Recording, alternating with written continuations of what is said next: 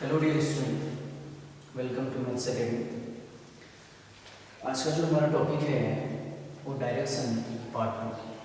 थोड़ा सा हमने पहले डिस्कस किया था डायरेक्शन पार्ट वन। जो लोग आज नए हैं वो लोग मेरी पुरानी वीडियोस देख लेना, उसमें डायरेक्शन पार्ट वन मैंने अपलोड किया है। आज मैं उसी से आगे शुरू करता हूँ डायरेक्शन पार्ट टू। लेकिन उससे पहले आप लोगों से मैं कहना चाहूँगा कि आप अधिक से अधिक लोग वीडियो को लाइक करें, सब्सक्राइब करें, और जिन लोगों ने अभी तक मेरा चैनल लाइक और सब्सक्राइब नहीं किया है उन लोगों को ये लिंक शेयर करें। अगर आपको ये वीडियोज अच्छी लग रही हैं, क्लासेस अच्छी लग रही हैं, तो आप मेरे ऑनलाइन बैचों में ज्वाइन हो सकते हैं। ऑनलाइन बैच में ज्वाइन होने के लिए क्या करना है वो मैं आपको बता देता हूँ। आप गूगल प्ले स्टोर से कमल सर मैथ्स अकेडमी डाउनलोड कीजिए, जो मेरी अपनी ऐप है। उस ऐप को जब आप डाउनलोड कर लेते हैं तो वहाँ पे आपसे आपका कॉन्टैक्ट नंबर पूछेगा और आपके पास एक OTP आएगा। उस OTP को आप सबमिट करिए और फिर आप एक बार हमारी ऐप में जब रजिस्टर्ड हो जाते हैं तो वहाँ पे आपको फ्री स्टडी मटेरियल मिलेगा, फ्री वीडियोस मिलेंगे, जो भी हम असाइनमेंट देते हैं वो आप ले सकते हैं। और किसी बैच को आपने ज्वाइन करना है तो कोई भी कोर्स आप परचेज करिए। उसमें डिफेंस का अलग बैच है, उत्तराखंड ग्रुप सी का अलग बैच है, SSC बैंकिंग रेलवे का एक अलग बैच है। तो जो भी आपको सेलेक्ट करना है उस बैच में आप जाइए, कोर्स को परचेज कीजिए। अभी हमारा एक ऑफर चला हुआ है, उसमें जब आप जाएंगे स्टोर में, जब आप जाएंगे आप बैचेज को देखेंगे तो आप उस कूपन को अप्लाई कीजिए। कमल 100 करके वो कूपन है, जिसमें आपको किसी भी बैच को जब आप आज परचेज करते हैं तो आपको 14 मई तक 100 रुपये का डिस्काउंट मिलेगा। ठीक है, तो ये आप लोग कर लीजिए। इसमें मैं आगे बढ़ता हूँ। देखो, हमारा जो आज का टॉपिक है वो डायरेक्शन पार्ट जो टॉपिक है वो है direction part two. Direction part one में कुछ चीज़ें मैं आपको कल एक्सप्लेन कर चुका हूँ। थोड़ा सा मैं उसका ओवरव्यू दे देता हूँ आपको कि इससे पहले वाली क्लास में मैंने आपको क्या पढ़ाया था। इससे पहले वाली क्लास में मैंने आपको एक चीज़ बताई थी कि आप जब स्टार्टिंग डायरेक्शन को कर रहे हैं, इस चैप्टर को जब स्टार्टिंग से पढ़ रहे हैं, अभी शुरुआत है आपकी, तो आप एक सीक्वेंस को याद रखना। जो सीक्वेंस मैंने आपको कल बताया था वो है NWSE। तो जो भी दिशाएं आप बनाओगे, जब भी आप दिशाओं के क्वेश्चन को आप सॉल्व करोगे तो आप इसी सीक्वेंस को फॉलो करोगे। ठीक है, तो मैं सीधे उससे आगे बढ़ता हूँ, क्योंकि जिन लोगों ने मेरी पहली वीडियो नहीं देखी है वो पहली वीडियो को देखें, तब आपको दूसरी वीडियो समझ में आएगी। तो मैं कल कहाँ पे था? मैंने आपको बोला था देखो, 4 तो आपकी मुख्य दिशाएं होती हैं और 4 आपकी सहायक दिशाएं होती हैं। अब जो मुख्य दिशाएं होती हैं 4, वो कौन सी हैं? वो आपका नॉर्थ, वेस्ट, साउथ और ईस्ट। मैंने इस तरीके से एक डायग्राम बनाया था जिसमें मैंने आपको 4 दिशाओं की बात की थी। अब देखो भाई, 4 दिशाओं, मुझे नहीं पता कि अभी नॉर्थ कहाँ है, वेस्ट कहाँ है, साउथ कहाँ है, ईस्ट कहाँ है। मैं बार बार ये चीज़ें ढूंढने में थोड़ी रहूँगा। लेकिन मैंने आपको एक चीज़ बताई थी कि जब भी आप डायरेक्शन के क्वेश्चन को सॉल्व करोगे तो आप ये सीक्वेंस याद रखना, NWSE। जब आपको ये सीक्वेंस याद रखा, इनमें से अगर आपको कोई भी एक दिशा पता चल गई है तो बाकी की दिशाएं आप अपने आप बना सकते हैं। जैसे मैं यहाँ पर हूँ, नॉर्थ डायरेक्शन ले रहा हूँ, उत्तर दिशा ले रहा हूँ। जब मैंने ऊपर की तरफ नॉर्थ डायरेक्शन ले ली, उत्तर दिशा ले ली, तो अब मुझे बाकी की दिशाओं को बनाने में कोई दिक्कत नहीं होगी। मैं आसानी से बाकी की दिशाएं बना सकता हूँ। अब कैसे? कोई सीक्वेंस, ये जो सीक्वेंस है आपका वो है N, फिर W, फिर S और फिर E। हमेशा ध्यान रखना, ये जो सीक्वेंस होगा ये एंटी क्लॉकवाइज डायरेक्शन है, ये घड़ी के विपरीत दिशा में होगा, ये वामावर्त दिशा में होगा, ये बाई दिशा की ओर होगा। अब बहुत सारे लोगों ने मुझसे कल भी पूछा था कि सर बाएं और दाएं में कंफ्यूज हो जाते हैं। देखो दोस्तों, आपने बाएं और दाएं में कंफ्यूज नहीं होना है। मैंने आपको कल एक चीज बताई थी कि आपने घड़ी, भाई सब लोगों ने घड़ी देखी होगी, आपने घड़ी की सुई को ध्यान रखना है। जब आपको घड़ी की सुई पता है तो आपको यह भी पता होगा कि भाई घड़ी घड़ी किस दिशा की ओर चलती है। घड़ी जो चलती है वो हमेशा दाईं तरफ चलती है, दक्षिणावर्त दिशा में चलती है, उसको हम बोलते हैं क्लॉकवाइज डायरेक्शन।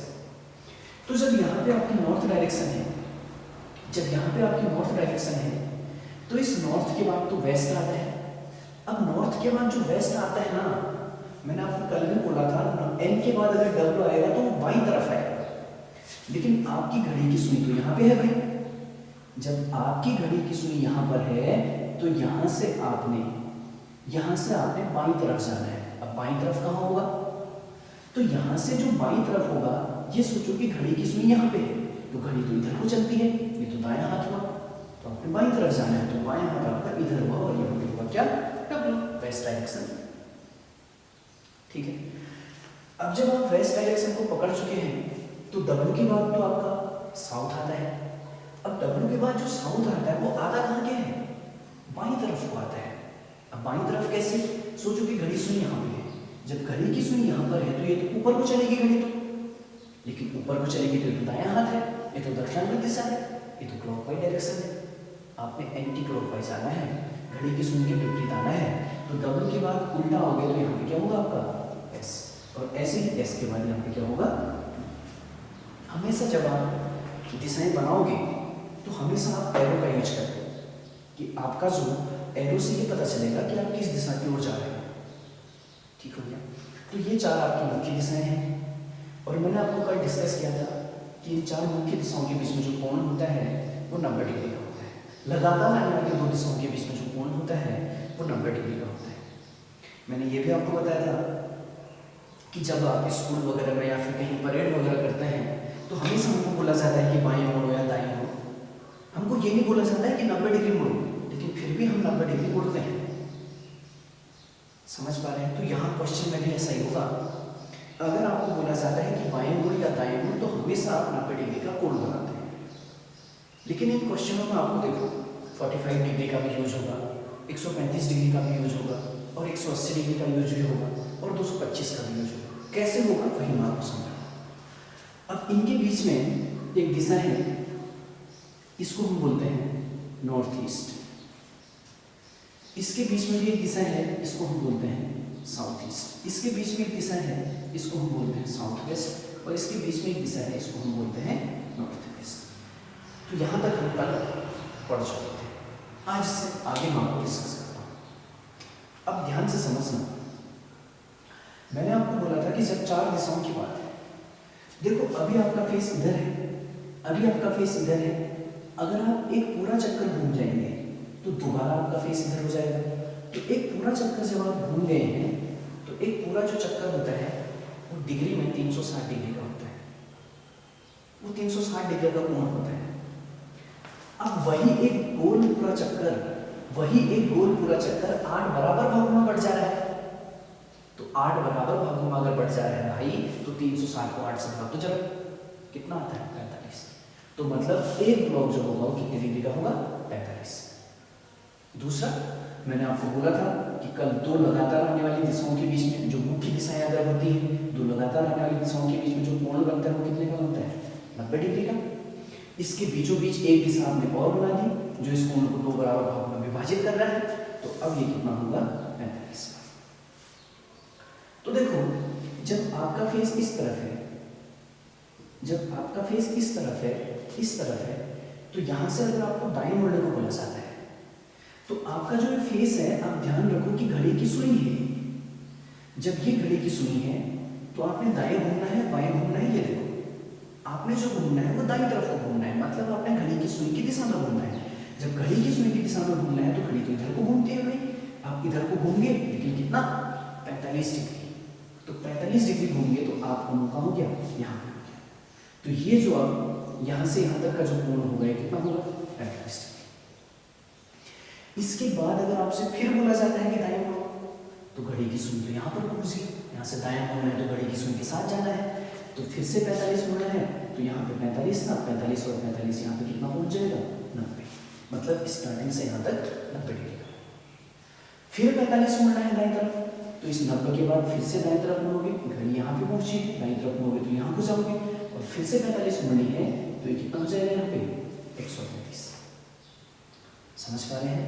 तो जब आपका फेस इधर पे है ना, तो इसके बाद फिर से आपको दाएं मुड़ना है, फिर से दाएं मुड़ना है, तो फिर से 45 डिग्री मुड़ना है। जब 135 में फिर 45 मुड़ोगे तो यहाँ पर हो जाएगा कितना 180।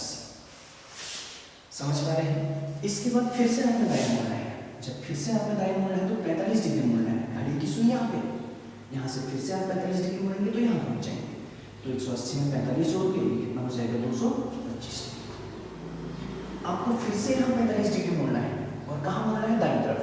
जब इसके बाद फिर से 45 डिग्री दाईं तरफ आपको मुड़ना है तो 225 में जब आप 45 जोड़ोगे तो कितना हो जाएगा 270 डिग्री। इसके बाद फिर से आपको दाएं मुड़ना है, जब यहाँ से फिर से आप दाएं मुड़ोगे तो दाएं मुड़ोगे 45 डिग्री, तो 270 में फिर 45 जोड़ोगे कितना हो जाएगा 315। और यहाँ से एक बार फिर आप लास्ट में एक बार फिर दाएं 45 डिग्री मुड़ोगे तो कितना हो जाएगा 360। मतलब जहाँ पे आपका फेस था दोबारा आप वहीं पर पहुँच गए हैं, तो 360 डिग्री का कोण बना चुके हैं। समझ पा रहे हैं? तो ये था आपका जो 8 दिशाएं होती हैं तो उनकी बात। समझने वाली चीज NWSE, दूसरी चीज घड़ी की सुई, तीसरी चीज पैटर्न को फॉलो करना है। N के बाद W तो आता है लेकिन किस तरफ? बाईं तरफ। W के बाद S आता है किस तरफ? बाईं तरफ। S के बाद E आता है किस तरफ? बाईं तरफ। अब देखो इसका यूज देखो, कहाँ पे इसका यूज होता है और कैसे इसका यूज होता है। ठीक है,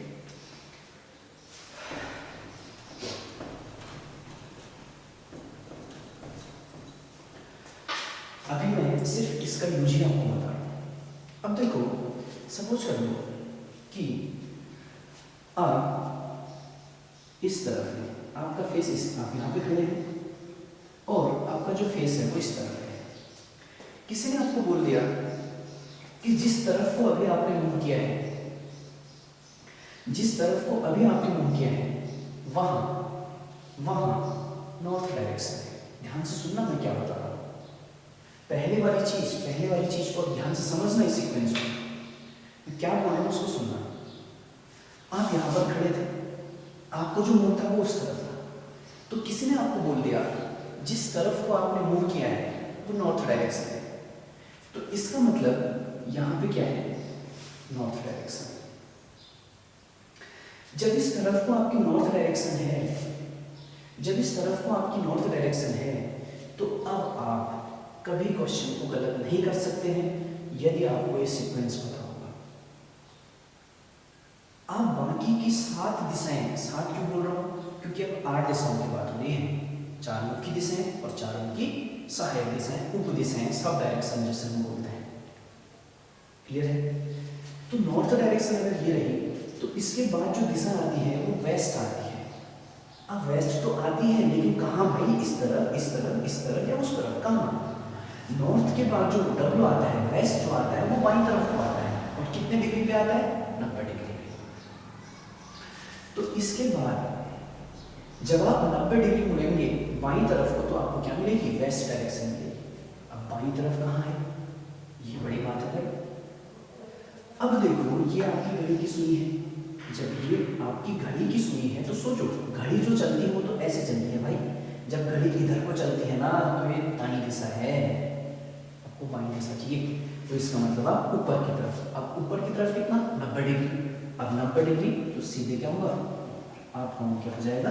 इधर। मतलब आप इस तरीके से घूमेंगे, यहाँ से घूमे इतना, तो N के बाद क्या आता है? W। समझ पा रहे हैं? अब जब आपको W डायरेक्शन पता चलेगी तो W के बाद क्या आता है? S। कहाँ? बाईं तरफ। आप सोचो कि आपकी घड़ी की सुई यहाँ पे है, जब घड़ी की सुई यहाँ पे है तो W के बाद आपने S जाना है, S जाना है तो बाईं तरफ जाना है।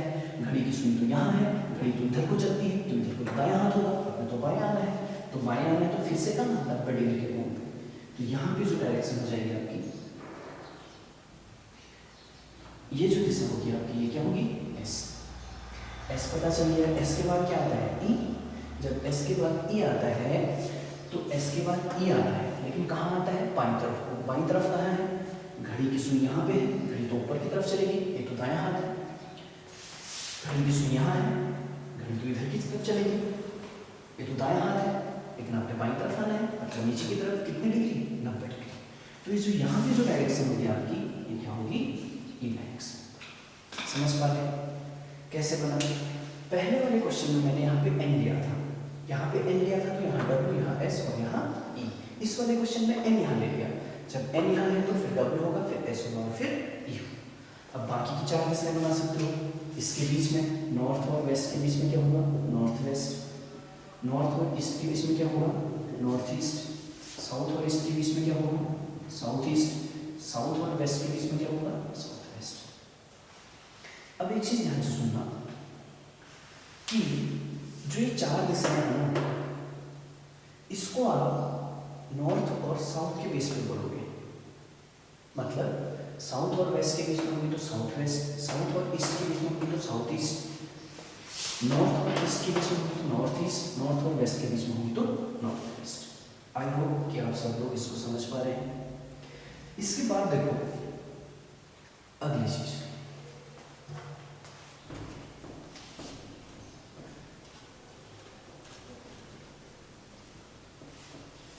अब इसमें एक चीज ध्यान रखना, अभी मैं सिर्फ आपको डायरेक्शन का बता रहा हूं, इसमें डिस्टेंस से भी क्वेश्चन बनते हैं, डायरेक्शन और डिस्टेंस।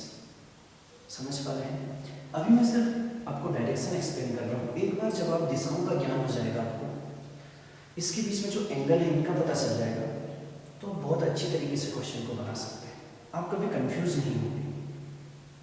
ठीक है, आपको मूवमेंट पता होनी चाहिए, आपको घूमने का तरीका पता होना चाहिए कि किस तरीके से आप उनको शिफ्ट करोगे, 45 डिग्री, 90 डिग्री, 135 डिग्री।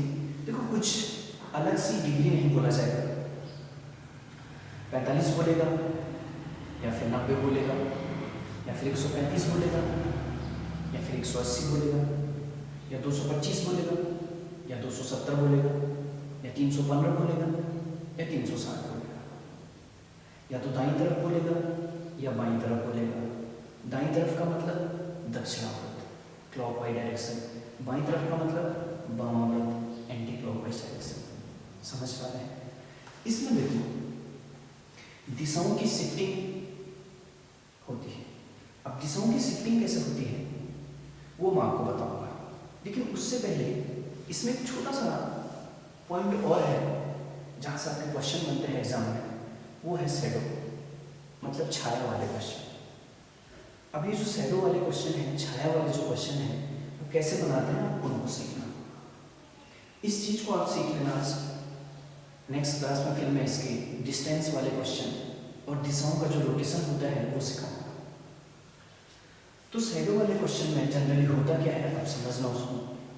देखो डायरेक्शन बहुत आसान चैप्टर है, लेकिन तब आसान है जब आपको इसके बेसिक आते होंगे, नहीं तो फिर कभी कभी इतना पजल हो जाता है क्वेश्चन में कि वहाँ पे आधा क्वेश्चन में हम भूल जाते हैं, बिकॉज ऑफ कि हम बहुत जल्दीबाजी कर देते हैं। हमें लगता है कि बहुत आसान चैप्टर है और हम उसको प्रैक्टिस नहीं करते। समझ पा रहे हैं?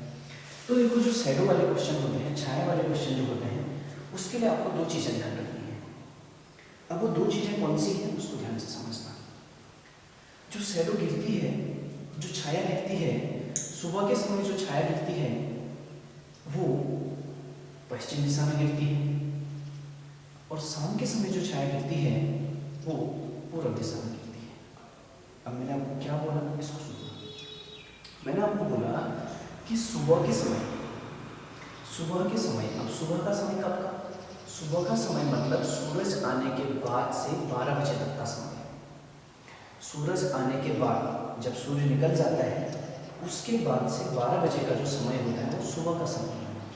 तो सुबह के समय जब भी आप शैडो वाले क्वेश्चन करेंगे, सुबह के समय जब भी आप छाया वाले क्वेश्चन करेंगे, तो ध्यान रखना सुबह के समय जो छाया गिरती है वो पश्चिम दिशा में गिरती है,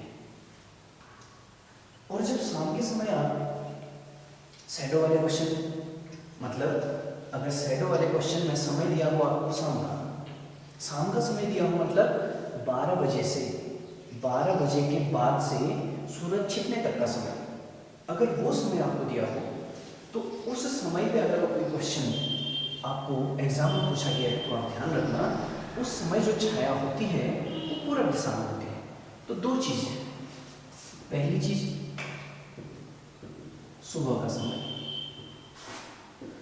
सुबह का समय, या फिर हम बोल सकते हैं 12 बजे तक समय, 12 बजे तक समय, ठीक है। इस समय जो छाया गिरेगी वो छाया आपकी गिरेगी कहाँ?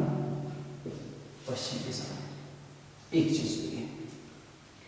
दूसरी चीज शाम का समय, शाम का समय, शाम का समय या फिर 12 बजे के बाद का समय। तो इस समय जो आपकी छाया गिरती है ये गिरती है आपकी पूरब दिशा में। समझ पा रहे हैं? दो चीजें हैं। सुबह का समय, सुबह का समय मतलब सूर्य निकलने के बाद से 12 बजे तक का समय। वहां से अगर कोई क्वेश्चन बना होगा तो उस समय छाया जो गिरती है वो पश्चिम दिशा में। शाम का समय या फिर 12 बजे से सूर्य छिपने तक का समय, वहां से अगर कोई क्वेश्चन बना होगा तो उस समय जो छाया गिरती है वो पूरब दिशा में। ये दो चीजें आप ध्यान में रखना, यहीं से आपका क्वेश्चन सॉल्व होगा। Got it? समझ गए हैं इतना? ठीक है। पश्चिम दिशा मतलब वेस्ट, पूरब दिशा मतलब ईस्ट, ठीक है। इसके बाद देखो, एक मैं इसका क्वेश्चन डिस्कस करता हूं तो फिर इससे आप बहुत अच्छे से सीख पाएंगे। देखो मैं आपको एक क्वेश्चन बोलता हूं कि एक सुबह राम और श्याम आपस में बातें कर रहे थे। अब मैंने इसमें सिर्फ एक सुबह बोला, कोई समय नहीं दिया है। कहीं पर वो क्या होता है, एक सुबह 10 बजे राम और श्याम बातें कर रहे हैं, एक सुबह 9 बजे राम और श्याम बातें कर रहे हैं। तो मैं बोल रहा हूं कि एक सुबह राम और श्याम आपस में बातें कर रहे हैं। वो एक दूसरे की ओर मुंह करके खड़े हैं। भाई, एक आपका राम है और दूसरा आपका श्याम है। ये दोनों अगर आपस में बातें कर रहे हैं और एक दूसरे को मुंह करके खड़े हैं, उसने क्वेश्चन में ये बोला है, देखो एक चीज ध्यान रखना, वो बोले कि एक दूसरे की ओर मुंह करके खड़े हैं तब भी ठीक है। अगर वो ये चीज नहीं भी बोलता है तो तब भी आप क्वेश्चन को ऐसे ही बनाओगे कि उनका जो फेस होगा वो एक दूसरे की ओर। तो एक सुबह राम और श्याम आपस में बातें कर रहे हैं। जब राम और श्याम आपस में बातें कर रहे हैं, ऑब्वियसली बात है भाई, जायज सी बात है। अगर मैं किससे बात करूंगा तो उसको मुंह पलट के थोड़ी बातें करूंगा। जब मैं उससे बात करूंगा तो उसके फेस टू फेस होकर बात करूंगा, लड़ाई थोड़ी हुई है मेरी। समझ पा रहे हैं? तो राम और श्याम एक दूसरे को मुंह करके खड़े हैं। तो जब सुबह का समय है तो उसने बोला कि एक सुबह राम और श्याम आपस में बातें कर रहे हैं। मैंने बोला था एरो का यूज आप हमेशा करेंगे।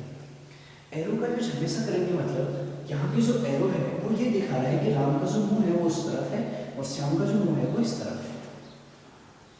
आगे देखो क्या बोलता है। वो बोलता है कि यदि राम की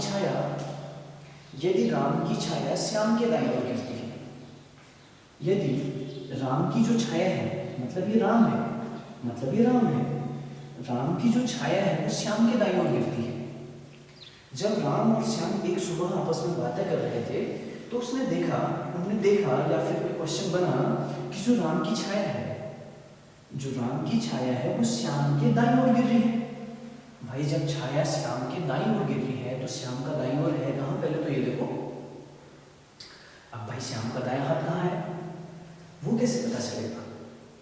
सिंपल सी बात, घड़ी की सुई। तो जो श्याम का मुंह था वो इस तरफ था, मतलब जो घड़ी की सुई है वो इस तरफ है।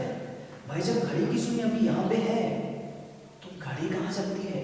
दाएं हाथ की ओर। तो दायां हाथ कहाँ होगा? समझ पा रहे हैं? इतना क्लियर हो गया? यही चीज समझने वाली है यहाँ पे।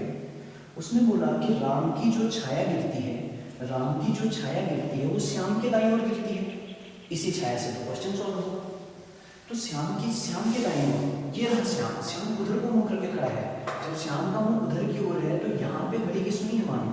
जब यहाँ पे घड़ी की सुई है तो घड़ी कहाँ चलेगी भाई? ऊपर की ओर तो चलेगी। जब घड़ी ऊपर की ओर चलेगी तो यहाँ पे क्या छाया, मतलब जब ये दोनों एक दूसरे से ऐसे बात कर रहे हैं सुबह का समय है, तो जो राम की जो छाया गिर रही है वो इस तरफ गिर रही है। इतना समझिए, समझ पा रहे हैं? अब देखो, छाया जो होती है वो हमारे ऊपर डिपेंड नहीं करती। भाई हम कहीं भी खड़े हैं, जो छाया होगी वो हमारा सूर्य के साथ जो कोण बन रहा है, एंगल बन रहा है, वहां से छाया बन रही है। ठीक है, तो राम की जो छाया है वो इस तरफ पड़ रही है, राम की जो छाया है वो इस तरफ पड़ रही है। जब राम की छाया इस तरफ पड़ रही है तो ये समय कब का है? सुबह का समय है। तो भाई अभी मैंने आपको बताया, सुबह के समय जो छाया गिरती है वो पश्चिम दिशा में गिरती है। इसका मतलब जब राम और श्याम आपस में बातें कर रहे हैं तो राम की जो छाया गिरेगी, सुबह के समय बात कर रहे हैं तो राम की जो छाया गिरेगी वो पश्चिम दिशा में गिरेगी। तो राम की छाया तो इस तरफ गिर रही है, श्याम की दाईं ओर गिर रही है, मतलब इस तरफ क्या है? पश्चिम दिशा। तो मुझे पता चल गया कि यहाँ जो है वेस्ट डायरेक्शन है, यहाँ जो है पश्चिम दिशा है। समझ पा रहे हैं? तो भाई जब यहाँ पश्चिम दिशा है, अब तो मैं बाकी की दिशाओं को अपने आप बना सकता हूँ। क्यों?